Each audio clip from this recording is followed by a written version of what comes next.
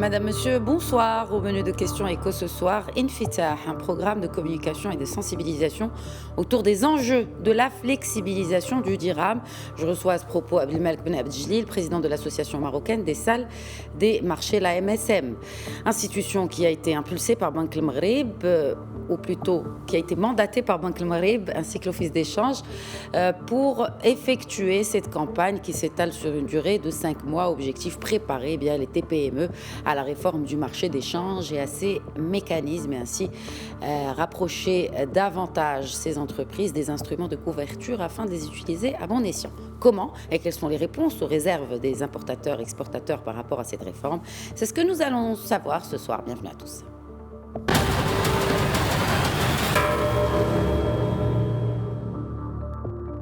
Planter le décor, Younes Benzinab revient dans le papier que vous allez suivre sur cette réforme de flexibilisation du dirham, réforme entamée, rappelons-le, il y a tout juste 3 ans. La flexibilisation du dirham marocain, l'idée est d'aboutir à terme à un régime de change flottant où le taux de change sera fixé par le marché en fonction de l'offre et de la demande en devises. Annoncée effective pour juillet 2017, la mesure n'a débuté finalement que le 15 janvier 2018. La première réforme de cet exercice mise en place par Banque El Maghreb consiste à autoriser une fluctuation comprise entre 2,5 et moins 2,5% de la valeur du dirham. Une première phase qui visait à permettre aux opérateurs d'assimiler le nouveau cadre opérationnel mis en place sur le marché de change. 25 mois après sa mise en œuvre, le nouveau régime a franchi une nouvelle étape. À partir du 9 mars 2020, la Banque centrale a procédé à l'élargissement de la bande de fluctuation du dirham de 2,5 à 5% par rapport à un cours central sur la base d'un panier de devises composé pour l'euro à 60% et à 40% pour le dollar américain. Fin décembre 2020, le Maroc est appelé par le FMI à accélérer cette réforme. Dans un rapport, le Fonds monétaire international estime qu'une troisième étape aidera le pays à accélérer sa croissance et à renforcer sa compétitivité. Le wali de Banque El Maghreb de rétorquer que ce n'est pas le bon moment pour effectuer un nouvel élargissement de la bande de fluctuation du dirham. Selon lui, il faut d'abord réaliser un grand travail de sensibilisation. Et j'accueille à présent depuis Casablanca Abdelmalek Ben Abdjelil, président de l'association marocaine des salles des marchés. Bonsoir Abdelmalek Ben Abdjelil. Bonsoir madame. Alors pourquoi l'association que vous présidez s'occupe justement de ce programme Infitah de sensibilisation par rapport à cette réforme de change, en l'occurrence la flexibilisation du dirham? La MSM a présenté ce programme aujourd'hui, qui est un programme très important pour notre économie, un programme qui est au cœur même des sujets de préoccupation des entreprises au Maroc, puisque nous sommes passés sur une deuxième phase de la flexibilisation du dirham. Nous avons élargi la bande de fluctuation dans laquelle le dirham pouvait évoluer. Et donc, notre association, qui est composée des 13 membres, des 13 banques de la place, a jugé opportun de communiquer autour de cette deuxième phase de flexibilisation. Nous avons vécu ces derniers mois, avec l'arrivée de la pandémie, un véritable crash test sur notre monnaie nationale. C'est-à-dire qu'avec l'arrivée de la pandémie, nous nous sommes posés énormément de questions et de questionnements autour de la résilience que pouvait avoir le dirham marocain face à ces deux chocs exogènes qui étaient à la fois sur l'offre et sur la demande, et voir comment allait se comporter le dirham marocain face à l'arrivée de la pandémie. Et on peut dire aujourd'hui, face à l'évolution des agrégats, face à l'évolution de la valeur de notre monnaie, que le dirham a été testé négatif à la Covid-19. Il a montré une forte résilience et qu'aujourd'hui, nous sommes tout à fait en phase avec les attentes des autorités sur l'évolution de notre monnaie nationale. Très bien. Donc, on l'a compris, les enjeux sont très importants pour beaucoup d'opérateurs, notamment du marché de change. Mais qui sont les entreprises concernées, Abdelmalek Ben Abdjelil? Alors aujourd'hui, pour le lancement de notre programme Infitah, nous nous adressons à la TPE et à la PME. Pourquoi ces deux catégories d'entreprises? Parce que nous considérons qu'il faut démystifier totalement le marché de change, qu'il faut qu'il puisse être accessible et qu'il tous les produits aujourd'hui, toute la panoplie des produits qui ont été mis en place par les autorités puissent être accessibles à cette catégorie d'entreprises. Nous comprenons bien que les grands groupes ont accès à la fois au marché local et au marché international, qu'ils sont en contact direct avec les différentes salles des marchés, mais nous souhaitons, avec le lancement du programme Infiter, que ça devienne accessible à l'ensemble de l'écosystème et à l'ensemble des entreprises au Maroc, à l'ensemble des différentes industries, pour démystifier et les sensibiliser à l'intérêt d'avoir accès à des outils de couverture pour protéger à la fois leur marge, puisque c'est une préoccupation majeure pour tous les entrepreneurs au Maroc. Mais on parle de quelle sorte d'entreprise, de quel secteur exactement? Parce qu'on évoque souvent les importateurs-exportateurs, mais encore. Tout à fait. Donc, nous considérons que l'exposition au marché international est l'affaire de toutes les entreprises au Maroc, puisque au Maroc, nous avons véritablement cette volonté d'ouverture sur le marché international. Nous voulons que notre économie soit arrimée à l'économie mondiale. Donc, derrière toute transaction commerciale, que ça concerne des biens ou des services, nous avons un flux financier. Ce flux financier concerne nécessairement notre monnaie locale, mais en relation aussi avec les devises à l'international. Donc, toutes les entreprises marocaines sont concernées par les transactions lorsqu'elles veulent opérer, s'arrimer, s'ouvrir sur le marché international, d'où le nom de notre compagnie qui est Infiter. C'est l'ouverture, c'est le développement sur les marchés à l'international et le développement de notre économie sur l'économie mondiale.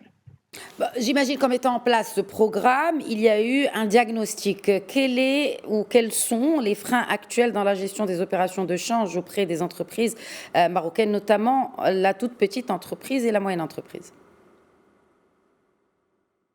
Alors, vous avez tout à fait raison. Notre préoccupation majeure, c'est de pouvoir ouvrir, de pouvoir, comme je l'ai rappelé, démystifier tous les mécanismes d'une transaction sur le marché international, que cela ne reste pas l'apanage uniquement de grands groupes, mais que ça devienne une banalité, quelque chose ouvert à toutes les entreprises, que ça puisse être totalement accessible. Donc, notre grand challenge sur ce programme-là, c'est d'aller à la rencontre de l'entreprise, quel que soit son positionnement, quelle que soit sa ville, quelle que soit sa taille, pour qu'elle puisse être tout à fait en mesure de pouvoir traiter des opérations entre le Maroc et l'international et concernant surtout son exposition sur le marché des risques de change, qu'elle n'ait pas de mauvaises surprises, que sa marge commerciale ne puisse pas être entamée par une évolution défavorable sur son cours de change ou sur son cours de matières premières, par exemple. Est-ce que ces dysfonctionnements, justement, ont été relevés? Alors, est-ce que c'est des dysfonctionnements? Non, c'est une vulgarisation, c'est une éducation à avoir, et que cette éducation ne soit pas réservée uniquement aux professionnels du marché, mais qu'elle puisse être généralisée de telle sorte à ce que ça devienne un acquis, que ça devienne quelque chose qui est totalement intégré dans la gestion au quotidien des entreprises. Très bien.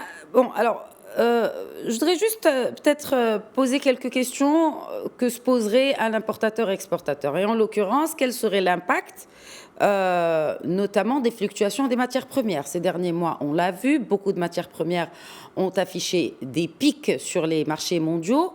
Alors, quel serait le risque pour un importateur-exportateur dans le cas où il y aurait élargissement de la banque de fluctuation, surtout sur les contrats à long terme? Tout à fait. Donc aujourd'hui, le Maroc s'est doté de tout un arsenal d'outils et de régulation et de réglementation qui permettent aux opérateurs de pouvoir se projeter dans l'avenir, de pouvoir anticiper les opérations qui pourraient être amenées à traiter sur 1 mois, 2 mois, 3 mois, 2 ans, et s'adresser à des professionnels qui sont les salles des marchés, qui sont les guichets bancaires, pour pouvoir couvrir, c'est-à-dire éliminer totalement le risque opérationnel, le risque de change qui pourrait être lié à ces opérations-là, et pouvoir figer des agents dès l'initiation de leur opération, le cours auquel ils pourront traiter, que ce soit à l'achat, s'il s'agit d'intrants, s'il s'agit d'achat de devises auprès des guichets bancaires pour payer un fournisseur étranger, ou au contraire, lorsqu'il s'agirait de céder de la devise qui pourrait être le fruit de recettes d'un produit d'exportation. Mais comment peut-on se projeter, peut-être ma question est naïve, comment peut-on se projeter sur un marché des matières premières aussi volatile qu'on le connaît? Alors, comment on peut se projeter? C'est qu'aujourd'hui, nous offrons des produits, pas uniquement à traiter aujourd'hui, mais qui peuvent être traités avec n'importe quelle date de valeur, c'est-à-dire qu'ils peuvent être traités avec n'importe quelle échéance, Et nous avons des opérateurs aujourd'hui qui opèrent au Maroc et qui peuvent acheter de la matière première sur des durées allant jusqu'à 2 ans, 3 ans, et figer ainsi le cours auquel ils auront acheté la matière première. Et la banque leur garantit ce cours-là pendant toute la durée de leur contrat. Ils n'auront plus aucune surprise sur le cours auquel ils traiteront l'achat ou la vente des devises qu'ils auront à avoir sur leurs opérations. Mais qu'en est-il du transport de ces opérations et notamment sur le Currency Adjustment Factor, plus communément appelé dans le jargon maritime de CAF? Quel serait l'impact sur le coût? Est-ce qu'il n'y aurait pas, déjà qu'il y a augmentation du coût, on parle de plus de 100%, 200% pour certains cas, quel serait l'impact de la flexibilisation du dirham sur cet aspect-là en particulier? Très juste. Donc la matière première est composée de 2 coûts, de 2 composantes. La composante sous-jacente qui est le prix de cette matière sur les marchés internationaux. Donc nous avons la possibilité aujourd'hui de couvrir le coût de cette matière première. Et la devise dans laquelle aussi on traite cette matière première, et généralement la matière première est traitée en dollars. Donc en s'adressant au guichet bancaire, l'opérateur peut figer à la fois le coût de la matière première et le figer à long terme. Donc, il peut s'adresser à son guichet bancaire pour pouvoir acheter aujourd'hui ce qu'il voudra consommer et recevoir par transport maritime, par les différents canaux que vous avez cités, recevoir cette marchandise-là, mais il aura figé dès à présent, dès aujourd'hui, le coût d'achat de cette matière première. Cette matière première va être payée en devise. Donc, quelle que soit l'évolution de la devise sur les marchés internationaux, sur le marché de change, il connaîtra à l'avance le coût et la facture, le prix exactement auquel il aura traité avec son guichet bancaire. C'est intéressant. Donc, il y a beaucoup de mécanismes, et d'ailleurs, donc, c'est l'un des objectifs de Infitah. Nous allons revenir à ce programme, dans le détail de ce programme. Mais avant, quels sont justement ces instruments de couverture que l'on veut présenter à ces TPME, et notamment en ce qui concerne ces instruments-là, que vous en avez cité quelques-uns, mais y en a-t-il d'autres? Si oui, est-ce que vous pouvez les partager avec nous? Bien sûr, c'est le but même de notre programme Infitah.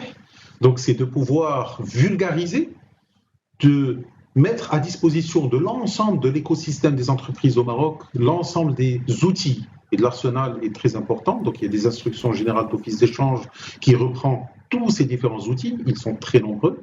Donc, nous avons voulu reprendre tous ces outils-là dans le cadre de capsules pédagogiques, didactiques, qui seront ouvertes au grand public, qui seront accessibles sur les réseaux sociaux et sur le site de la MSN, de notre association, pour qu'elles puissent être accessibles à l'ensemble des opérateurs, pour qu'ils puissent s'informer des outils, non pas qu'une seule banque offre, mais que l'ensemble des banques offrent pour les industries marocaines et pour les entreprises marocaines. Il s'agit là, pour nous, d'une campagne nationale qui va aller à la rencontre des différents opérateurs et qui va essayer de vulgariser tous ces outils-là dans un langage très simple et didactique. Oui, alors peut-être on pourrait citer, juste pour avoir une idée un peu plus pragmatique de ces instruments-là, et aussi de leur coût sur l'entreprise. Est-ce que l'entreprise devrait payer pour bénéficier de ces outils ou mécanismes? Abdelmalek Ben Abdjelil, une question que pourraient se poser beaucoup de chefs d'entreprise, notamment en cette période de cash flow assez serré. Je comprends tout à fait, madame, et je vous remercie pour votre question, elle est extrêmement pertinente. La question de coût aussi se pose. Donc nous avons au sein de notre association une véritable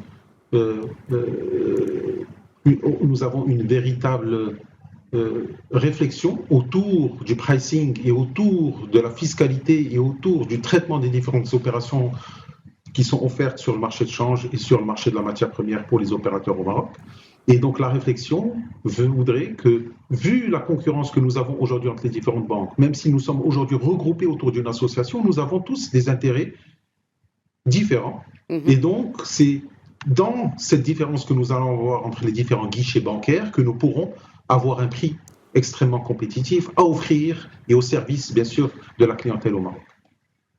Mais si on devait avoir une idée justement sur cette fourchette de prix? Aujourd'hui, le marché marocain donc, est composé des 13 différentes banques de la place. La Banque centrale aussi nous impose d'avoir un marché interbancaire, c'est-à-dire un marché auquel s'échangent la devise, la matière première entre les différents guichets bancaires. Et donc, on nous impose certaines règles et on nous impose d'offrir une fourchette de cotation qui soit extrêmement serrée pour pouvoir être acteur au sein de ce marché. Donc nous avons mis en place, le Maroc s'est doté de mécanismes de telle sorte à garantir pour l'entreprise une compétitivité sur les prix qui lui sont proposés et offerts. Et cela est fait à travers le marché interbancaire, le marché, on peut appeler ça le marché de gros, puisqu'il s'agit d'un marché où s'échange la devise entre les grandes institutions bancaires de la place. Pour rappel, et je pense que ce que vous avez cité, c'est avec l'avènement de la pandémie, avec l'arrivée de la Covid-19, aujourd'hui, la Banque centrale n'a pas eu besoin d'intervenir sur le marché de change. Le marché de change s'est autorégulé. La devise, les besoins en devise ont été traités sur le marché interbancaire. Il n'y a pas eu besoin de ce recours ultime de la Banque centrale pour injecter et aller puiser sur les avoirs extérieurs du pays pour pouvoir les injecter et les mettre à disposition des différents opérateurs.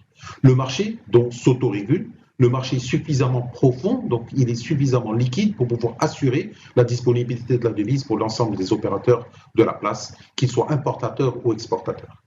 Et quelle est votre stratégie pour répondre aux besoins de chaque région? Parce que l'approche régionale est entreprise dans le cadre de cette campagne de sensibilisation Infitah.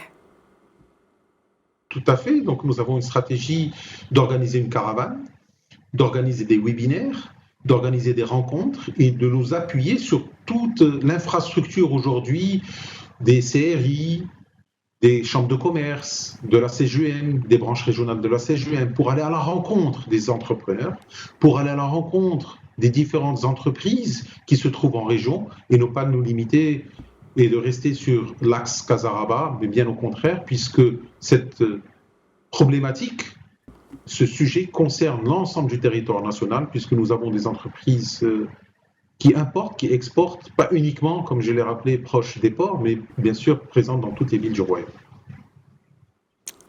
Très bien. Bon, alors, je vais juste rappeler cette sortie du Wali de Banque El Maghreb suite à cette recommandation du Fonds monétaire international pour accélérer cette réforme de flexibilisation du dirham. Et je cite M. Jouahri, il est encore tôt pour passer à la troisième étape. Nous avons même fait un benchmark. Il y a des pays qui sont passés aux deuxième et troisième étapes dans des délais de 10 à 12 ans, voire même 15 ans. Est-ce qu'aujourd'hui, le tissu entrepreneurial est bien outillé pour passer à cette troisième étape telle que recommandée par le FMI? De manière générale, et pour juger de la politique de flexibilisation du dirham que le Maroc a entamée il y a de cela 3 ans. Nous pensons qu'il est très opportun, il est très utile et très judicieux de faire évoluer notre politique de change vers une politique de change plus flexible. Pour au moins plusieurs raisons. La première que je citerai, c'est l'arrimage de notre économie à l'économie internationale. La seconde raison, ce serait de dire que pour que l'entreprise marocaine puisse être compétitive sur le marché domestique et sur le marché international, elle se devait d'avoir une flexibilisation sur la cotation du dirham. C'est-à-dire que le Maroc puisse ajuster la valeur de sa devise par l'offre et la demande. Ça nous permettrait de ne pas être soumis et de ne pas subir des chocs exogènes d'une manière brutale, mais bien au contraire, d'adapter nos échanges avec le marché international d'une manière beaucoup plus fluide, d'une manière beaucoup plus, je dirais, qui s'installe dans le temps et donc qui permettrait au Maroc d'apporter les ajustements non pas d'une manière brutale, qui pourrait avoir un impact très négatif sur les autres pans de notre économie, mais bien au contraire de le faire d'une manière assez fluide dans le temps. Oui, mais arrimer, les plus sceptiques diront qu'être arrimé à l'économie internationale expose le pays au risque. Je citerai par exemple la crise de 2008 des subprimes où le Maroc a été épargné. Mais cela dit, si on dit que on est arrivé à l'économie internationale, c'est qu'on est exposé au risque. Est-ce qu'il y a des instruments à mettre en place pour se protéger de ces risques exogènes, Abdelmalek Ben Abdeljelil? Tout à fait. Donc, c'est le but même de ce programme-là. C'est de mettre à la disposition de tous les entrepreneurs un moyen de couvrir ce risque. Le plus dur, c'est de ne pas être exposé au risque. Le plus dur, c'est de ne pas connaître ces risques. Le plus dur, c'est de ne pas couvrir les risques auxquels nous sommes exposés. Nous disposons aujourd'hui de moyens importants. Le Maroc a mis en place toute une infrastructure pour traiter les opérations sur le marché international. Comme je l'ai rappelé tout à l'heure, une opération sur le commerce international ne concerne pas uniquement le bien et le service que nous faisons transiger et qui est transfrontalier, mais il concerne aussi la transaction financière, la contre-valeur de cette transaction commerciale. Et aujourd'hui, le Maroc a une infrastructure robuste, a mis en place tout un arsenal d'outils pour pouvoir faire face aux risques liés à cette transaction financière.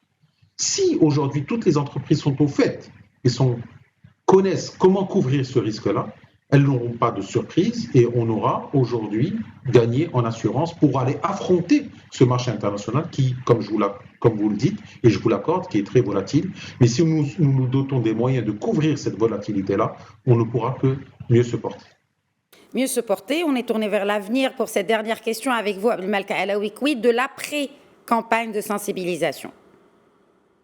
Donc nous nous installons dans le temps pour accompagner les autorités, pour accompagner les opérateurs, pour les différentes étapes de la flexibilisation du régime de change. Et comme vous dites, il ne s'agit pas pour nous d'avoir un emploi du temps, d'avoir une timeline à respecter avec des dates précises, mais beaucoup plus de pouvoir répondre aux prérequis nécessaires et d'accompagner la décision qui sera prise par les autorités pour l'ouverture du Maroc sur le marché international.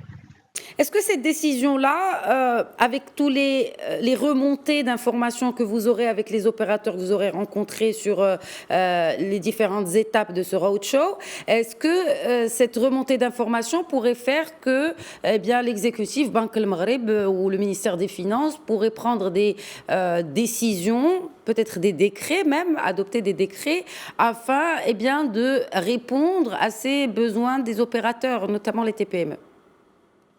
Tout à fait. Je pense que c'est le but même des autorités de tutelle, c'est d'être à l'écoute et de répondre le mieux aux besoins des différents opérateurs. Et c'est le but même de notre programme, c'est de pouvoir réunir autour de la même table tous les avis, toutes les opinions, tous les intérêts, de telle sorte à ce qu'on puisse converger vers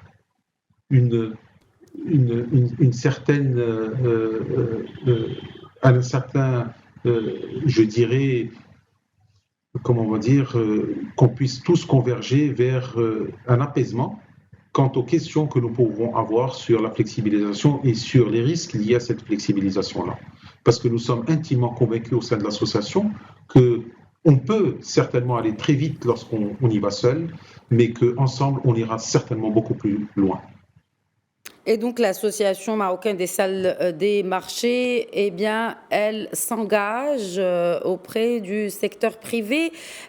Toute dernière question, quelle a été déjà la relation entre le secteur privé et votre association avant, et quels sont les objectifs à l'avenir pour rapprocher davantage le secteur privé de votre activité?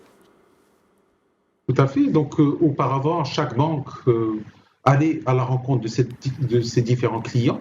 Chaque banque avait une véritable stratégie de proximité avec ses différents clients, mais avec l'arrivée de la flexibilisation du régime de change, il nous a semblé opportun de nous réunir autour d'une association, qu'on puisse avoir toutes les banques de la place, avoir un espace de dialogue, un espace de communication, de telle sorte à réunir toutes nos différentes expériences, à réunir tous nos différents efforts de telle sorte à ce que ça puisse être porté par une seule voix, par l'Association marocaine des salles des marchés. Très bien. Merci beaucoup Abdelmalek Ben Abdeljelil, président de cette Association marocaine des salles des marchés. Merci d'avoir répondu à nos questions ce soir. Je vous remercie, madame. Voilà, c'est la fin de Questions Écho. Très, très bonne soirée.